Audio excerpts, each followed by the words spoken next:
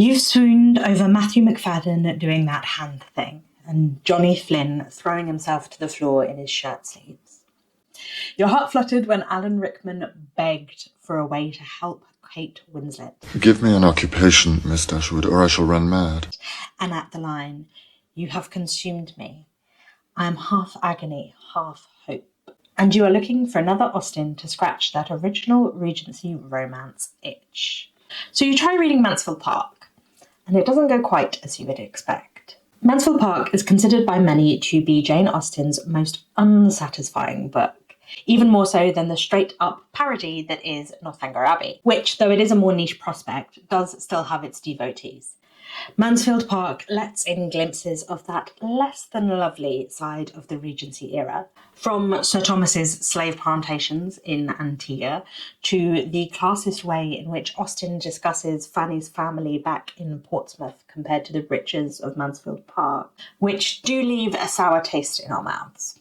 But those are not the things to which many readers object. It is instead the twin flaws of our heroine and her love story. Toby Tanner has observed that nobody has ever fallen in love with Fanny Price. And Reginald Farrar said, fiction holds no heroine more repulsive in her cast iron self-righteousness and steely rigidity of prejudice than Fanny. Strong words. She is described as pious, priggish, and passive, and her love interest, Edmund Bertram, is not much better. Both Edmund and Fanny are rather dull, and while virtuous, they do not have the charm present in novels such as Pride and Prejudice, or even the villains in their own novel, Henry and Mary Crawford. Mansfield Park is a far more religious book than any of the other of Austen's 5 finished novels. Edmund is a clergyman, and Fanny is described as well-principled and religious. But considering that similar critiques of it being boring and self-righteous were levelled at the book in Austen's own time, a time that was far more religious than we are now, I don't think that this is the reason that it gets so much hate. Mansfield Park is just not a very romantic book. We are told from the very beginning of the novel that Fanny is in love with Edmund, her cousin Edmund. While we can argue it is of its time, Sir Thomas in the actual book idly worries about cousins falling in love being an issue before he decides to foster his wife's niece. So it was still weird, but aside from that, we don't really get to see Fanny fall for Edmund. She plays rather a Cinderella role in Mansfield Park, forever running errands for her aunt, Lady Bertram, or being belittled and bullied by her other aunt, Mrs. Norris, and her cousins Maria and Julia laugh at her for not knowing French and history the way that they do, and for the most part, just ignore her. Edmund is the only one who tries to see that Fanny is happy and comfortable. He buys a horse so that she can have some exercise and does try to include her in the life of the house. And that's enough. She's in love. But because most of this happens before the proper action of the novel begins, we do not see her fall. We are just told that it's true. And Edmund actually doesn't love Fanny at all for 95% of the book. He sees her as a little sister, confides in her, and uses her as a sounding board for the real love of Mary Crawford, who is a much more sparkling and charming character, though not as good as Fanny. And he also tries to make her marry another man. He doesn't have a single romantic thought for her in the text of the novel. Instead, Austen tells us, exactly at the time when it was quite natural that it should be so, and not a week earlier, Edmund did cease to care about Miss Crawford and became as anxious to marry Fanny as Fanny herself could desire. And so not only do we not see him fall in love with Fanny, he doesn't seem to fall in love with her at all, only to fix on her as the correct choice for a clergyman in his position. He's practically Mr. Collins marrying a Mary Bennet. On top of this very unsatisfactory love story, we are given a much more typical romantic plot arc in the shape of Henry Crawford. Henry Crawford is introduced to us as a rake who wishes to flirt with Maria Bertram, who is engaged, because all is safe with a lady engaged. No harm can be done, in some fairly heavy-handed foreshadowing. But when the Miss Bertrams are gone to London, his gaze turns to Fanny Price, hoping to make her fall in love with him and make a small hole in Fanny Price's heart. But in the attempt, it is him who falls. Falling in love with an honest woman, changing the nature of a dishonest man, she's all that style. And on top of this, Crawford is the first person who seemingly loves Fanny not for what she can do, but for who she is. You have qualities which I had not before supposed to exist in such a degree in any human creature. You have some touches of the angel in you, not merely beyond what one sees, because one never sees anything like it, but beyond what one fancies might be. He thinks she is the only woman in the world who could suit him as a wife, and he will do everything in the world to make her happy. In a modern romance novel, it would be the ways in which they change each other. She making him honest, and he drawing her out of her shell and making her more flexible. That would be seen as the true romance of the piece. Indeed, in most love triangles, we know who the point of the triangle will end up with from the outset of but in Mansfield Park, the two triangles that we are offered are in no way certain from the off. Edmund could certainly have married Mary Crawford, he's clearly in love with her, and Fanny could have married Henry if, as the critic Cecil says, Austen would have let her. Austen herself tells us, would he have persevered and uprightly, Fanny must have been his reward, and a reward very voluntarily bestowed, within a reasonable period from Edmund's marrying Mary. So why does she not let Fanny choose Henry, choose the sweeping romantic love story, instead of plodding old reliable who sees her not as lovely but as morally correct? Because Jane Austen isn't writing romance. It is fairly common to describe Jane Austen's work as romance novels. They do deal with romance, and Penguin certainly seems to want to market them this way. And to a certain extent, that makes sense. She's got the enemies to lovers one, and the second chance romance one, and the I think your dad might have murdered your mum one. But while all of the novels are at least superficially love stories, in which the central narrative interest is in courtship, and the novel ends with marriage, the same can be said of Great Expectations, or Far from the Madding Crowd, or Tom Jones. But we don't describe those as romances.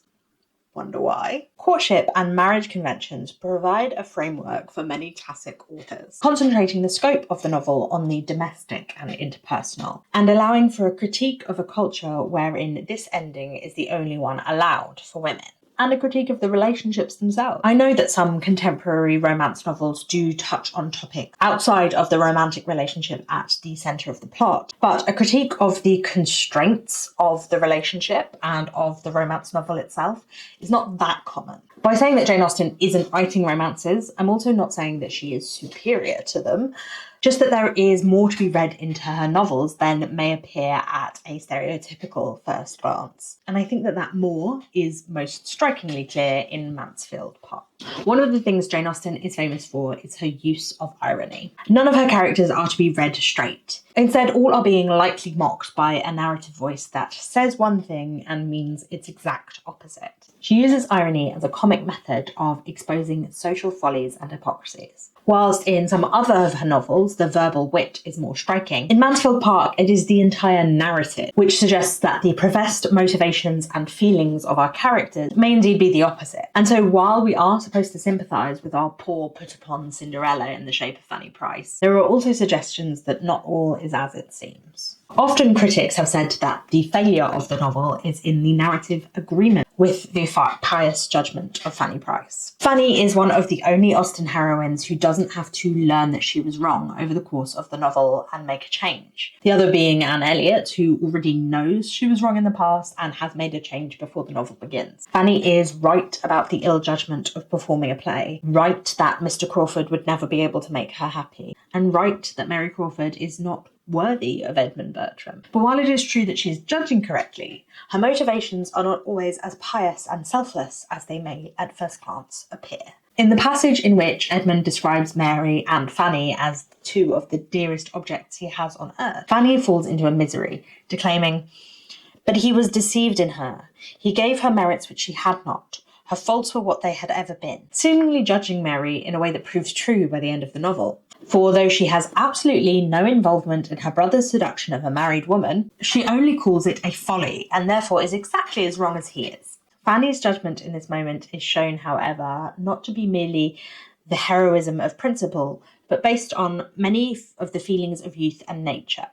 She judges Mary not because Mary is bad, but because Fanny is jealous. And this is not the only time that Fanny's emotions get the better of her judgment. It was barbarous to be happy when Edmund was suffering, yet some happiness must and would arise from the very conviction that he did suffer. Not that I'm against people being happy while that boor suffers.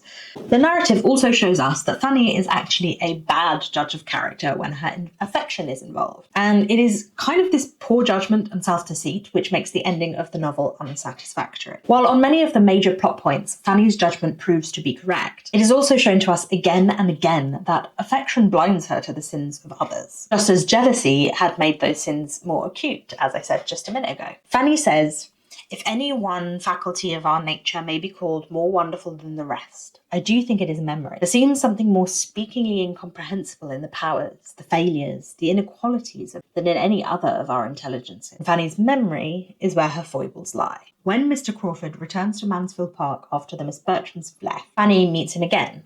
But although he is much changed in his attitude towards her, she had by no means forgotten the past, and she thought as ill of him as ever, and says, "At the time of the play, I received an impression which will never be got over."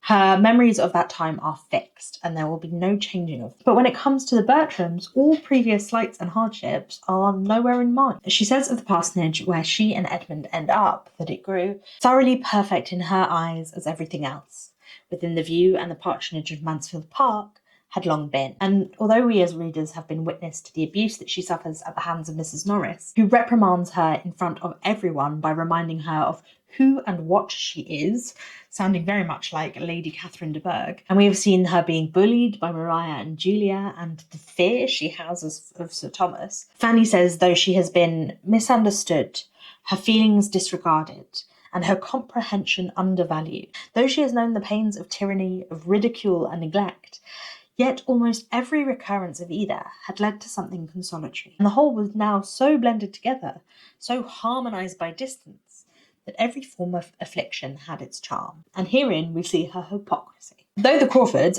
until the point of her judgment, have done nothing so bad as the Bertrams, being only charming and unserious, Henry happy to play along with the flirting of a Maria and Julia who are already fighting over him before he has even opened his mouth, because Fanny already loves her family, she cannot cast her pious judgments over them, and the failures and inequalities of her memory spare them the harshness of her morality. Henry Crawford, too, is to be read ironically. It seems he has some sort of Damascene conversion after being struck by love for Fanny, but is all as true as it seems. Henry intends to make Fanny Price fall in love with him, and says he cannot be satisfied without Fanny Price, after Mary tells him that he must be content with the fancy of Fanny's cousins. And because he doesn't get Fanny, he is not satisfied, and so he has to persevere, his attraction stemming from her resistance. Along with irony, Austen's works are also known for social satire, and whilst this is not so obviously comedic in Mansfield Park, she is still judging, playing with, and laughing at the conventions of the upper classes of her time. This we can see in the contrast between the four main women characters, Maria, Julia, Mary, and Fanny.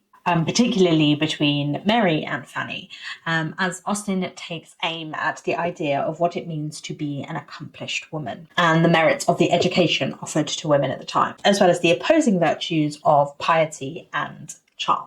In doing so, she engages in a little light parody of the contemporary literary genres, as is her wont. See the Gothic in Northanger Abbey and sentimental literature in Sense and Sensibility. And of course, her ever-present mark and the reasons for her use of the marriage plot, a satire of the marriage market. Fanny Price is belittled and abused by many of the Bertrams for her lack of knowledge and poise when she first arrives at Mansfield Park from Plymouth. If you are a reader of Jane Austen, you will know that for ladies of the upper classes, it was important to be considered an accomplished woman. As in the famous scene when Mr. Darcy says he only knows half a dozen accomplished young women, and then provides us with an extensive list of what that consists. But from the very beginning, Sir Thomas and Lady Bertram, and particularly Mrs. Norris, want to make a distinction between Maria and Julia on one hand and Fanny on the other. She is not allowed to be as accomplished as them because she is not really a member of the family. Maria and Julia, when she arrives, are surprised that Fanny really is so very ignorant, not knowing what they do about geography and history and art. And Mrs. Norris tells them, "It is not at all necessary that she should be accomplished as you are.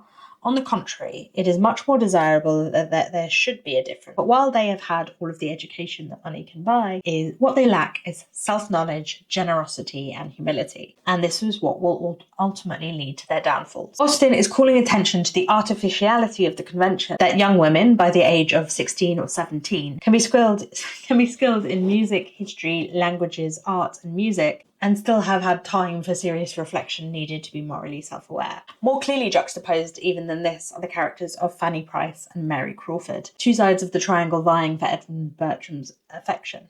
When we first are introduced to Mary, she is telling her brother that she will fall in love with the elder of the Bertram brothers, the one with the fortune. But over the next few chapters, it becomes obvious that she can't help but fall for the younger. And so the stage is set for the two to become rivals in love, even though, in everything but value for Edmund, Miss Crawford was very unlike Fanny. Despite her frivolity and mercenariness, for many readers, Mary Crawford is more interesting and more solidly real than the boring Fanny, and even Edmund Bertram, for 90% of the novel, prefers her. Fanny spends pages worrying about proper behaviour, while Mary takes nothing seriously other than to amuse and to be amused, and how she can gain social advancement, which sounds a little bit more like other Austen heroines. The main difference being that Mary is much more sincere about the social climbing. And the problem that some readers find with the novel is that if Austen is trying to show us the hollowness of Mary's charm compared to the great goodness of Fanny Price, the fact that many prefer Mary means that she's failed. But in reality, I think something less simple is going on. Austen is asking us to laugh at both Mary Crawford and Fanny Price, and to see the ways that an over-reliance on one kind of virtue is a road to neither success nor happiness. While Fanny may be a good moral character, her silence and passivity means that her attitude has very little effect on those around her, until, that is, she begins to come out of her shell a little and make use of some of Mary's charm. Whilst her moral judgment is correct, it has very little effect on the plot of the novel. Similarly, whilst Mary does succeed in capturing Edmund's heart, in the end it is the little smile that she gives him when she tries to call him back, a smile that he perceives to have been performative, that closes the path to her forever. Because she has always played at an amused sincerity, no one will ever believe her when she is trying to be real. But the choice between two value systems is not real either, and Austen is instead mocking the sentimental literature of the time, when to be good and pure is all that is required of a woman. Because Austen knows that no amount of piety on its own will get you any kind of reward. And of course, the marriage market. One of the perpetual topics to be mocked in Austen is the marriage market of upper and upper middle class Regency era Brits, with Emma's matchmaking and Anne's being persuaded, and Lizzie's insistence that Jane must marry well. The foibles and failures of the marriage market come out throughout the novel. But while some of our heroines may be more catty about it, the plot of Mansfield Park does just as well to point out the issues with such a system, and the fact that women of this time were stuck in it, despite how ill fit for purpose it might be. Maria's match to Rushworth is considered a good one because he has so much money, although Edmund does think to himself, if that man had not 12,000 a year, he would be a very stupid fellow. Sir Thomas can also see that this marriage will be bad, thinking Rushworth as ignorant in business as in books, and saying Maria did not like him. But when he makes his misgivings known, Maria, who has been taught to value money and status, says she has the highest esteem for Mr. Rushworth's character. And with this, Sir Thomas is satisfied, because it was an alliance which he could not have relinquished without pain.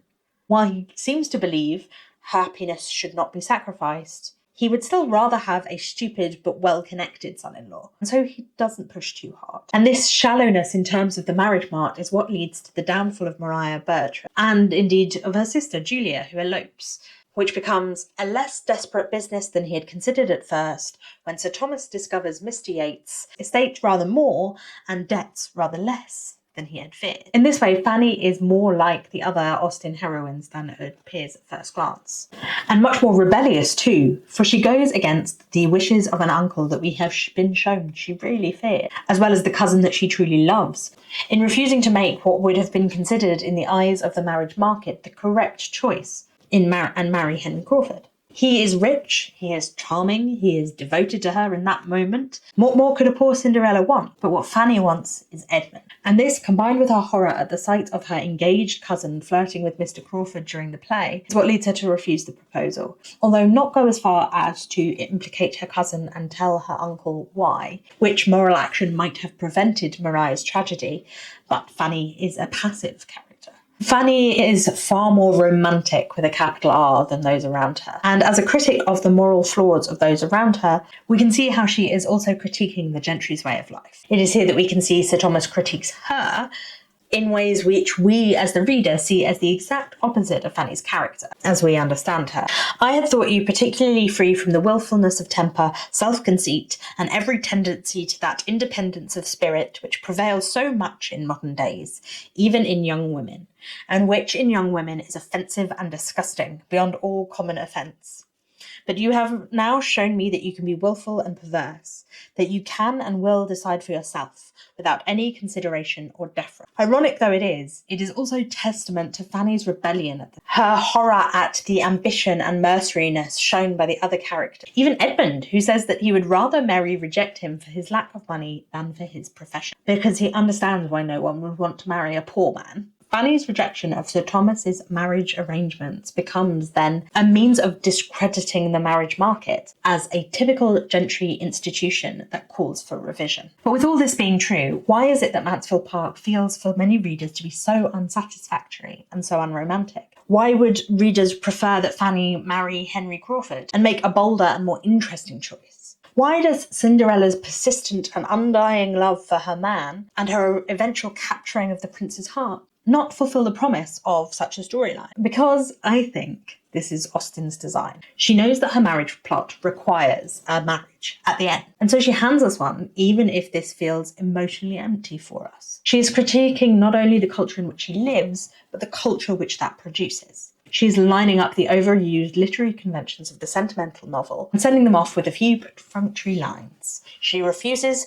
to dwell on guilt and misery, and does not allow us into the love story at all. She even kills off the blameless Mr. Grant, the vicar at Mansfield, just so Fanny and Edmund can live there after all. A comedic button that highlights the absurdity of the happy ending. And in her insistence that Henry Crawford could have made Fanny happy had she accepted, and he would have been a good husband, she keeps in our minds an awareness of an alternative ending, in which our lovers are disposed of differently, and the family remains intact. But in sentimental literature, goodness must triumph over wit and charm. And so, in Mansfield Park, it does. And yet we are not happy. Because Austen shows us how arbitrary such a conventional view of human nature and happiness is. And she's laughing at us readers who demand satisfaction in the process. Okay, my camera died and I don't have another battery charged, but I hope you enjoyed that video. Please let me know your thoughts on Mansfield Park in the comments down below. If you are new here, my name's Roisin. Thank you for coming. Please subscribe if you would like. Bye bye.